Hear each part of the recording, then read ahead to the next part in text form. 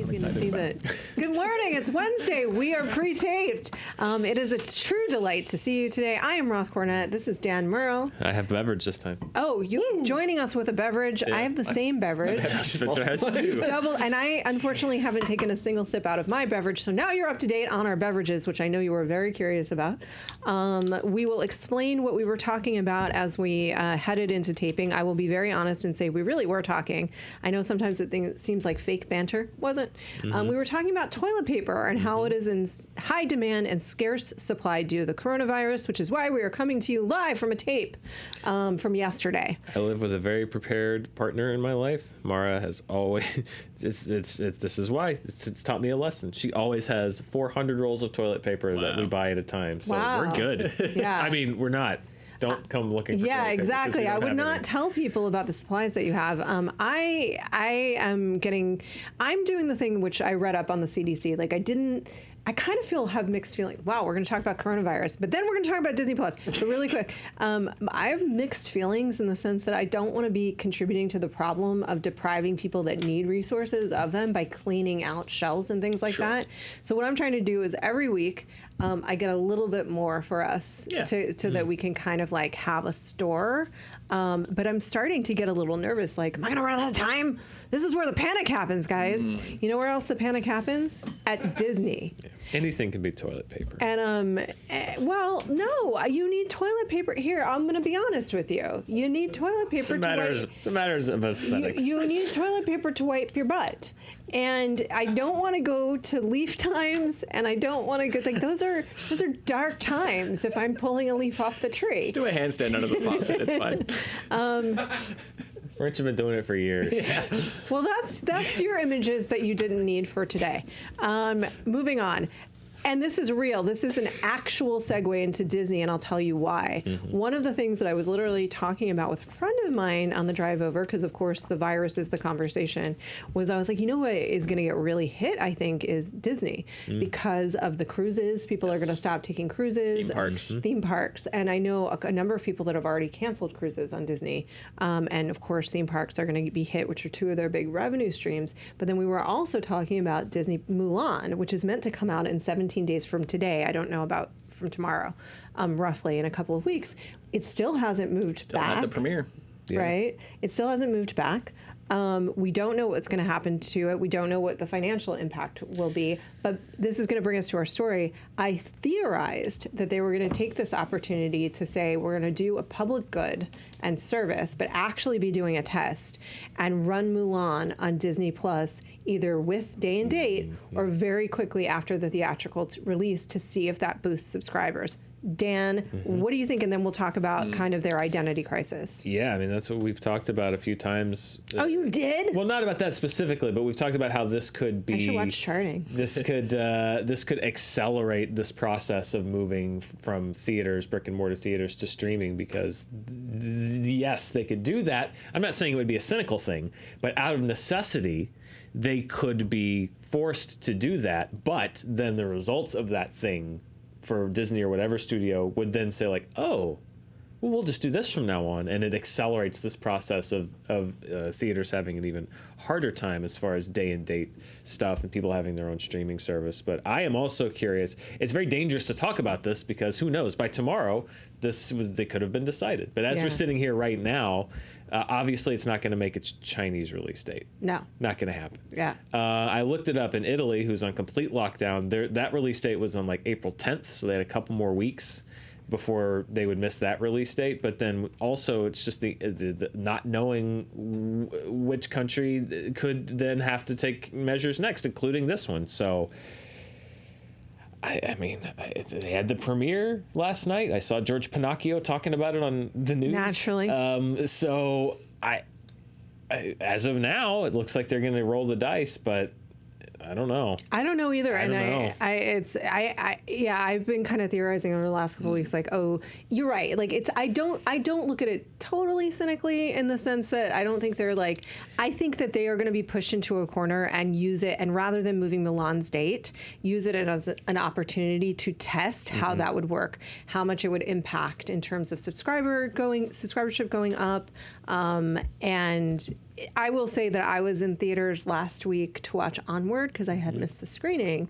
And it was almost empty. Sure. There was no one in there, which made it, conversely, a very safe place for me to be. Yeah. But I'm just going to take planes to Europe back and forth, and that's going to be the safest It's where place to everyone's be. Yes. I'm just kidding. Don't do that. in a tube. No, but I'm saying nobody's doing it right Oh, I now. see. Yeah. So that's where everyone will not be. Wow, you zig when everyone zags. Yeah, that's Brilliant. what I'm talking about, Yeah. man. I'm not going to do that. Could you imagine Let's if I go could to Iran. Could you imagine if I could just afford to take planes? Just constantly circling the globe. Yeah. Like the bad guy in Fate of the Furious and XXX3. Yeah, exactly like that. Perfect. Yeah. You also have blonde hair. Like, you'll fit right in. There was also do you guys remember this End of the World movie where there's some Snowpiercer? Was it no. Somebody was on a plane the whole time while the world was ending. Air Force One. No, I don't know. If you know what it is, it's not that. It was like an end of The days. plane that couldn't land. Nope. I mean, there are segments like that in World War Z, but it's not. No, I'm sure. yeah. There's. Yeah. It's tickling the back of my consciousness. Yeah, I'm getting like a little faint You whisper feel it, of a right? memory, but it's not coming. And to it's me. like it's like it's one of those actors, like it's not Robert Redford, it's Robert Redford adjacent, like Beverly Hills adjacent. Yeah. Michael Douglas, Okay. maybe. Okay, I apologize. We're going to talk about Disney Plus. So that's one aspect of it is like, are they going to use this as an opportunity to try to boost subscribership, especially as Disney Plus rolls out across Europe and it's available? That's one thing. But secondarily, they're in a little bit of a pickle that we've talked about before, which is that they just don't have the amount of content, surprisingly enough, that other streaming services do because they're relying so heavily on the library versus new things. And I think people are really attracted to new shiny things. So anecdotally, I've talked to a lot of people that love Disney that have been disappointed in the service. So in his new role of, quote, getting things right creatively, former CEO Bob Iger is planning to get things right creatively because apparently, because of the dearth of original series that we've talked about before, some identity issues, stars are asking to move their shows to Hulu, which has got to hurt. So this is per THR. They say early on, per one source with close ties to the company, the Disney Plus team, headed by direct-to-consumer chairman Kevin Mayer, president of content and marketing Ricky Strauss, and senior VP content Agnes Chu, described a plan to be on the edgy side of PG-13. But their programming decisions so far have skewed more PG. They should have had more clarity around what the guardrails were, says the source, adding that early confusion set creators up for failure. I feel like that sounds a little dire and maybe hyperbolic, but Dan, what do you think?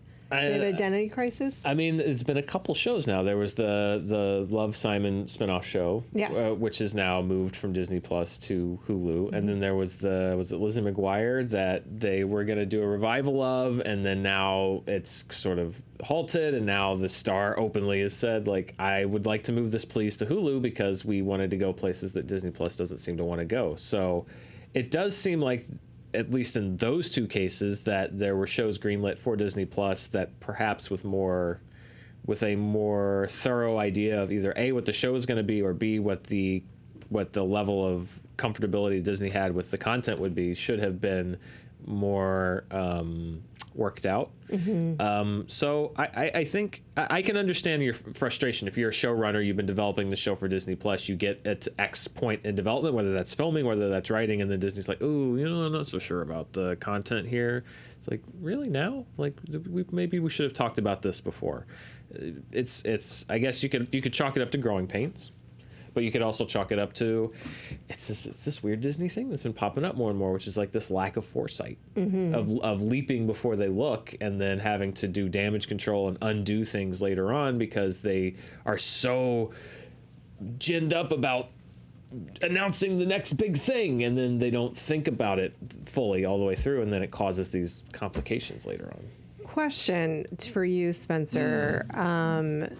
When I ask you like what you think of initially when we talk about the Disney success story, what are the things that immediately pop into your mind? The Disney success story. Like what makes when you just think of Disney as being very successful in terms of movie making? In terms of movie, I mean, I think the Disney success story is like, have you seen Akira? When like Tetsuo just turns into this enormous blob and kind of engulfs everything around him. At the ending of Akira, where he just becomes this distorted, massive I'm following thing. the analogy. And he absorbs, Kaneda and all of his friends and Neo Tokyo and stuff like that. Like, that's the success story, is they've been able to grow and acquire Fox, National Geographic, Star Wars, Marvel. Like, Disney wasn't a success story until they absorbed Pixar and then got their animated thing on track. ESPN, it's like Disney is just the umbrella, and it's all these sub-brands underneath them that is what makes them a success. Exactly. That was going to be my point. Because I think that largely when we think of like great foresight in terms of planning and movie making, and kind of knocking it out of the park, in more recent years, in the last 10 years, we often think of things like Marvel. We think of things like Pixar, which were acquisitions. I think it's an issue. Disney as a brand has had a strong brand identity for a very long time in terms of family films and the animated films. But there was a period of time in the 90s that we well know about that was 2000s. It was rough. It was very rough for them. So it is interesting to think about where they go from here. I think also if I were a creator, it's also by design perhaps setting up a double standard where, because they're marketing Disney Plus so heavily on pre-existing brands, then by definition they sort of have to be okay with whatever is in a Marvel movie, or whatever I was mentioning before, Simpsons movies on Disney Plus. There's Bart penis in it. There's no disclaimer that's like, by the way, there's an animated ding dong in this movie. It's just you're watching it with your kids, and then there's a Bart's doodle just hanging out there. And it's that a cartoon. Would be on the edgier side of PG-13. But I'm saying is like, but there's no like warning thing. There's no like they're not messaging this thing, or even the Simpsons themselves. Like, that's a pretty, particularly the earlier thing, for if you're going family friendly. Yeah. Particularly the earlier episodes of Simpsons are a bit, They go into some stuff. There's like the one where Troy McClure has a fish fetish, and like they get into something like we talked with Pirates of the Caribbean, or all of the crazy stuff that happens in Marvel movies, because they're marketing on that. Then the all Flaming that Moe stuff is basically like codeine, cough syrup, and alcohol. Exactly. But because they're marketing based on those properties, then they have to be quote unquote okay with what's in them, because that's their whole marketing. But I could see if you're a creative saying like, now wait. Yeah. If it's in The Simpsons, then there's no problem. But like, you're pushing back on me because this is for Disney Plus. Well, you don't want any doodle in the Lizzie McGuire. No, but I'm just saying, like, this idea I'm gonna being make edgy. Real. Please don't say doodle. I don't like doodle. Ding dong. No. I don't. How about noodle? No, I don't. What would you prefer to call a penis? I would prefer to go to the next bullet point. My point being just that they because they have to market based on brands, then Disney Plus has to allow like every there's no question of what's in a Marvel movie, or what's on The Simpsons, or what's in a Pirates of the Caribbean movie. It's just on there because that's how they're selling the thing. If I was a creative, I would say like, well, why am I getting pushback on this? Because there's other stuff on the service that I think is worse that you're letting pass because that's how you're marketing it. Like, these, when I say growing pains, like, this is the kind of stuff you need to think about. And honestly, why does Disney care if they move it to Hulu? They get paid for that too. It's all the same to them. Or no. Well, if one of they have a percentage and they have the majority of Hulu for sure, but Disney Plus is their own baby and they need it to succeed. So I think that's why they would be invested in it. And I think that it's true that they've come forward, and one of their selling points was like, it's going to be so family friendly that you can just turn it on and your kids can have at it, and it'll be fine wherever they land. And then I think they're finding themselves in a weird negotiation point where it's like, but does that appeal to enough adults that they will subscribe to your service when there are so many other services? Like, when Disney Plus is up, what's going to keep you there? So, look, talking about the word you just used. This is a question. No, well, it's better. I don't know why. Okay. I just wish we would. Is there a double standard for violence versus other adult content? So there's talk about on Disney Plus that including some of the Marvel movies and Pirates of the Caribbean movies.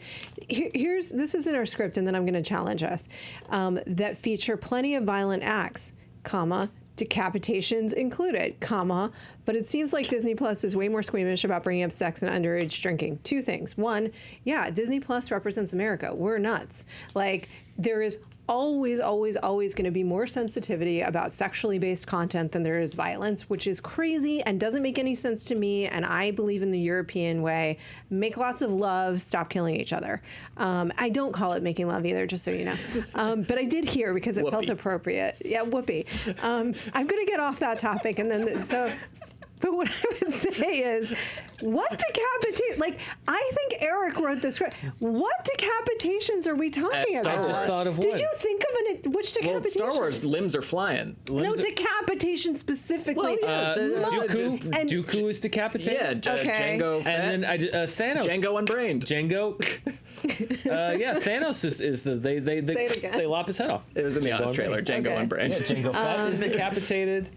All right, fine. Multiple. Yeah. Apparently, there are multiple. It's all Star Wars, but it's all Star Wars. Are there multiple decapitations? Wait, what Marvel decapitations? Oh yeah, he gets his head cut off. Endgame.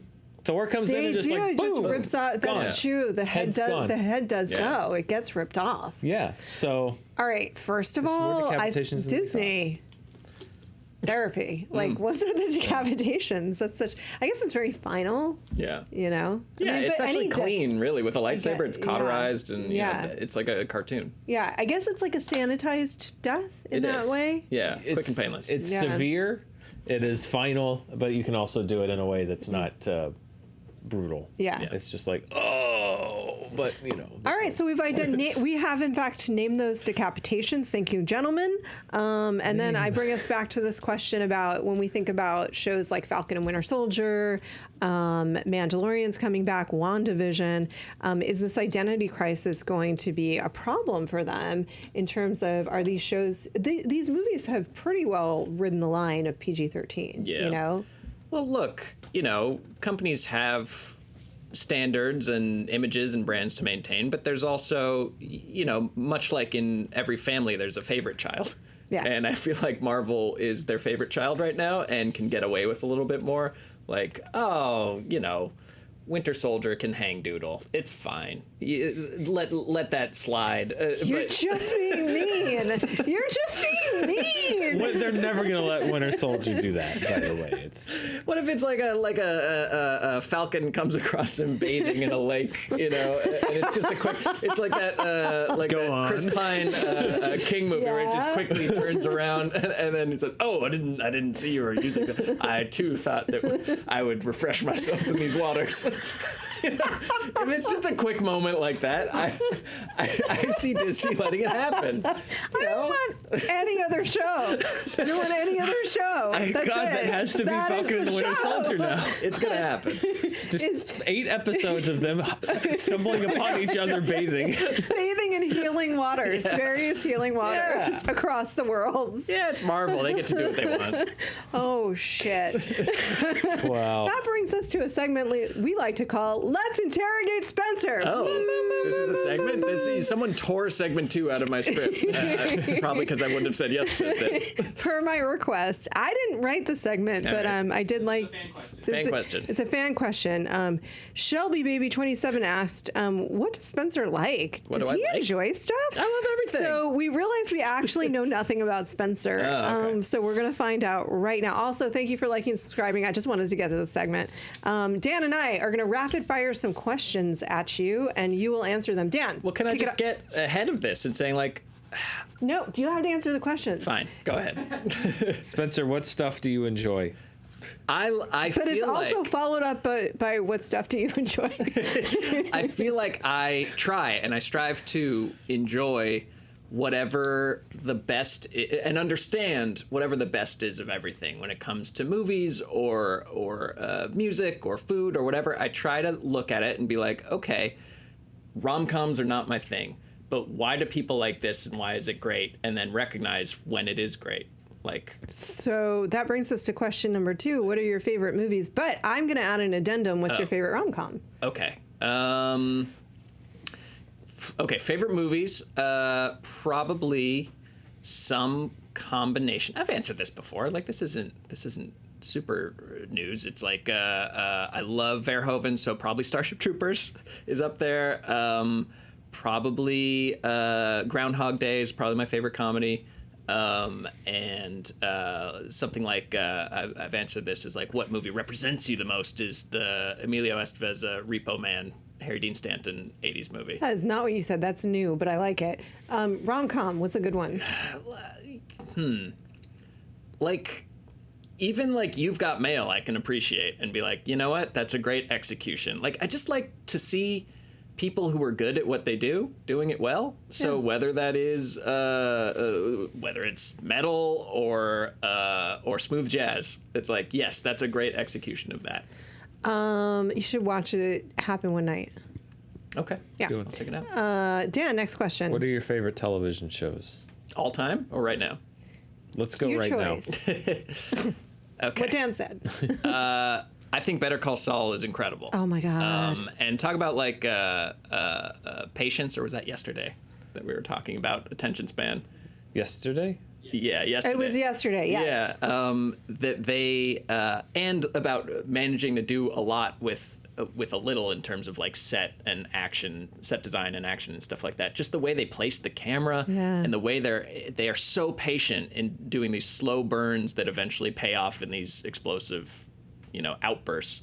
It's genius. I think it's. I will say, I think it's as good as, and by a hair, taking the lead over Breaking Bad for me. I don't disagree. That show is definitely, for me, the best show on television. It's also, I used to have to review TV shows, and I mostly hated doing that. I'm gonna be very honest. I did it for a long time, and it was just really tedious because a lot of shows are like incredibly formulaic and repetitive.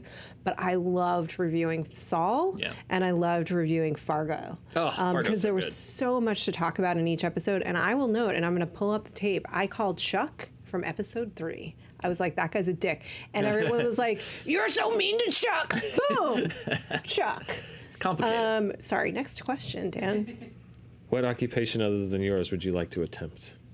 Attempt? Oh, that sounds like a lot of work. Was that written down? Did you just made that up? I didn't make it up. Bernard Pivot did. Aside from... Are we just going to go full, what would God say to the actor you? studio here. All right, screw it. librarian. What occupation other than yours would you not like to participate in? Oh, God. Salesman. When you reach the pearly gates, Spencer, what would you like God to say to you?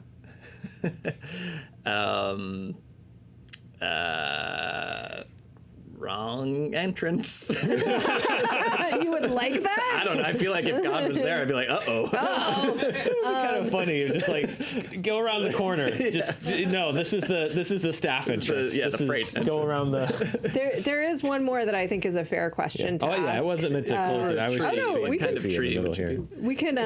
We can. First of all, I thank you for being game around this, and I will say one of the interesting things about Spencer for me is like 99% of the time we're extremely aligned in a way that often surprises me, like both in like very weird obscure movies that we'll like and loving Harry Potter, and then that 1% of Joker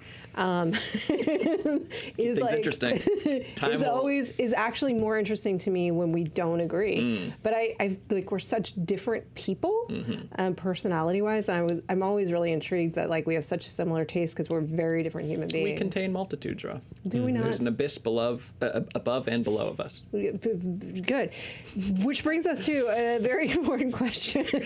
Since you're a big foodie, we'd like you to weigh in. Yeah. God. Is a jelly donut a donut? Or is it a jelly? I don't know what that question I don't means. feel This was a debate I don't that we feel had qualified on to last answer week's this. show. Yeah. Oh, it was. Yes. I would love a Forgive me. baker's input because I know that there's a particular dough that's like for donuts. There's a donut dough, and I imagine that it's used for a jelly donut. Otherwise, why would you say that name, Martha? So I think that it's probably a donut, even though I'm not fond of it. I don't like a filled donut, really. I don't like a pocket full of something in the middle of it. Don't like it. Yeah, I like it on top where you can see it. What do you have to hide? So you don't like a chocolate cream donut. You don't want any of a donut guy. Like just straight. I mean, because you never know what the ratio of filling to dough is going to be. Like, But isn't that let's part keep it of out in the open. joie de vivre? Isn't that part of the experience? Not like, of eating a donut. No, you don't want surprises there. A donut is a straightforward food item. You know what you're getting. You see it all laid out in front of you. But it could be various consistencies. It could be stale. This is what happened on last week's show. Somebody asked, and we think that Cinnabon planted this so they go viral. Is a Cinnabon a donut? No. Which obviously it's not. It's a bun. It's a cinnamon roll. But then in the process of that, But it's in the name, Dan. I know. I didn't ask the question. Someone else did. But in the process of that thing, Roxy was very ardent about this. I said that if a Cinnabon had a hole in the middle, it still wouldn't be a donut, but you could have that debate because at least it has a hole in the middle. I said that's why I don't consider a jelly donut a donut. I think it's donut adjacent, but I don't consider it a donut. And Roxy was very upset by this. Because that's her favorite donut. Because she said it's absolutely a donut. Yeah. And then I said eclairs, which is a bad idea because then I had like 400 people yelling at me about shoe pastry. But I'm not I'd making like to this, talk about shoe pastry. I'm not making this commandment for anyone else. Because I said, would you call an eclair a donut? And I got like, oh, well, an eclair is made of shoe pastry. So okay. It is. It's the flaky. I get that now. It was a broad point that delicious. I unfortunately went very. But my point being, I'm not making this commandment for anyone else. I'm just saying This is your feeling. My personal feeling is that a jelly donut is so named because they want to sell it with the rest of the donuts. But I consider it donut adjacent. Okay. I think it's its own thing.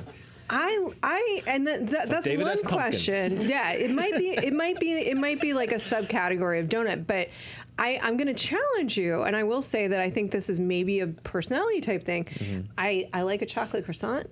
Sure. I like the idea of, actually that would be my favorite probably. Favorite donut? Because you're doing real Joker stuff if you call it chocolate croissant your favorite donut. No, I'm saying of like I don't really like. I would always rather savory anything. I don't have much of a sweet tooth. I get fat in other ways. But a chocolate croissant is really delicious. But the thing about a chocolate croissant is it's not unlike life. You never know. You never know. Yeah. And I will say it can be really disappointing. Tying this all together and really throwing some Joker stuff in there is there's a donut place near my house that does a semi-savory donut wrapped around a poached egg, bacon, and hollandaise Oh my God. with a little basil. What? I mean, is there a better breakfast in the world? No. I haven't found it yet. Holy shit! Why have you not brought those in? Well, you know. But I would call that a breakfast I sandwich. don't like you guys that much. That's not a breakfast sandwich. That's a savory pastry. That's a savory morning pastry. Weigh in, France. All right. I think we've done enough about donuts. Your fault. You asked it. Yep. Next week on Shoe Talk. And Joelle Brooke asks, we're going to do fan questions, couple fan questions, then we'll move on to the next pre-tape. Joelle Brooke asks, I love this question, what life skill or trade should be shown in a movie so that when people watch it, they have that knowledge at the ready for when they need it? For example, it'd be really nice to watch a movie that involves fixing a water heater right now. Joelle, I'm sorry Joelle. about your Amazing. water heater. I hope it got fixed. Yeah. What life skill? Life skill or trades, driving. Actual driving? Actual driving, but they don't really show actual driving in the movies, so that's bad. I don't want people driving like they're in the movies. Yeah, it's like fake driving. That's a good one. I don't know. I mean, doing your taxes leaps off the page for me. Yeah. It's like, But did no one teach me this? This is insane. Why? And we all have to know how to do this? That's crazy. And we know very little about it. Very little. Yeah. I'm trusting TurboTax to an insane degree. Me too. Me too. And it's actually, I've thought about that this year, which is like, or in the last couple of years, which because I remain ignorant about how to like protect myself around my taxes, like so much money gets taken. Yeah. The accountant was a huge missed opportunity. Yeah. You would have preferred instead of him being an assassin, Being it was actual- just Ben Affleck doing taxes. Yes. It would have been more useful as a movie, in my opinion. I mean, I don't know. I think there's a fair number of movies that, because what pops into my mind is like the life skills that none of us have, truly none of us have because we don't need them, or like survival skills, like should the apocalypse come. But there's plenty of movies that like, but I still don't think they would help us. Like, we still don't know what to do. Like, that doesn't actually give me those skills watching that happen. Yeah. I don't know, I could just redo Castaway, I feel like, from memory. Although, I will say this in a darker tone, because it's me. A lot of like the TV shows like CSI and all the shows about forensics are teaching more to criminals than are actually helpful about DNA evidence and forensics. Yeah. I do wish I knew more about car repair. Oh, yeah. Because I mean, I'd like to be good able to lifestyle. emerge from underneath the hood, with a grease streak and a white t-shirt, having fixed my own car. I can't do that. But you can't do that to cars made after 2008 or something, because they're all computer driven, and you need a laptop and a $10,000 box to even start tinkering. But even changing the oil. Yeah. That's a YouTube video. Also, this is what YouTube is good for. There's no place for me to do SJU that and water heater. I was just gonna say, that actually is the how-tos are probably the most. I Besides love a good us. how-to video with 360 views, Yeah. and it's a guy, usually with a southern accent, and a SD camcorder taking you behind his refrigerator to show you how to get back in there and fix the cooling coils. But I know myself, and in my head, if I were changing my own oil, thinking I could do it myself, in my head I see myself as a Matthew McConaughey type. Right. I know it would be Clark Griswold. I would pull the thing and my face would be under it, and I would just get oil in my face, and then I would slip on the floor, and it would just be a disaster. So if I could just learn those skills a little bit better, I think there are some skills that are harder for certain individuals to pick up. I took automotive mechanics in college as my science because I was I want to have these skills. I have a car and stuff. No, did not stick. Did not help. And my boyfriend is this guy that's super handy and just knows how to do stuff and build things. And I'm trying to create, to your point about YouTube, the Caleb verse, and just a bunch of how-to videos for different stuff. He's not on board yet, so this is me talking to you, babe. The Caleb verse, let's do it. Let's make it happen. Would you watch the Caleb verse? He's a fascinating individual. Thank you. Yes, I would, because I feel like he knows how to do so many things that I don't know how to do. He does. Yeah. He knows how to do all kinds of weird shit. Yeah. Yeah. Build guitars and monsters. Rock out. Yeah, and he'll do stuff with my car when I'm I don't know, it's a thing. And he'll be I'll fix the battery. And I'm great, sweet. He's like the Fonz. Yeah. Do workout vids. He could do workout videos. Yeah. There's a whole verse to explore. I know. I know. That's what I'm saying. I would subscribe. Thank you. Yeah. I'd be a patron. Yeah. I appreciate it because this is, if I invest in YouTube ever, which it would only be to do the Caleb verse. I have nothing useful for us. Adam John Sharp asks, choose a film. That was loud. I apologize. Choose a film that you would turn into a Broadway. Oh, shoot. I got to turn it back. Unwinding. Adam John Sharp asks, choose a film that you would turn into a Broadway musical. Pick an artist to write the songs. Serious or funny answers are welcome. Mine would be Pain and Gain the Musical, featuring the greatest hits of Marky Mark and the Funky Bunch. Note, I'm from the UK, so your best, English accent when reading the question is described, but not essential. That was bad, and I apologize. Interesting question. I've thought it would be funny at times to do musical versions of serious straight plays, and I have one that I always gets stuck in my head. That's Angels in America, and just to do a medley of really intense. Takes on that, the crucible, he's a witch, she's a witch, stuff like that. So if I could just kind of, what's that? Can I tell you something? No, I'm just laughing. You have not seen enough bad regional theater for schools, and I'll tell you why. Yeah, is that what it's like? Totally, but literally a friend of mine, and we both, or in our early years, did a little acting, and we both did what's the worst play you've ever did, and both were musicals. In mine, I played a singing, dancing prostitute. In hers, I sang Chicago. I sang Nasty Girls. Yeah. To the dance. Wow. So anyway, maybe we'll edit that out. The point is this: hers was worse. It really was, because it was The Diary of Anne Frank. Oh no. As a musical, and then she at a certain point had to do a tap dance number, and there was a disco ball, and she was like a bad idea to in that the director, she said, "But they're trying to be quiet." Not good. Yeah. All kinds of bad theater. Yeah.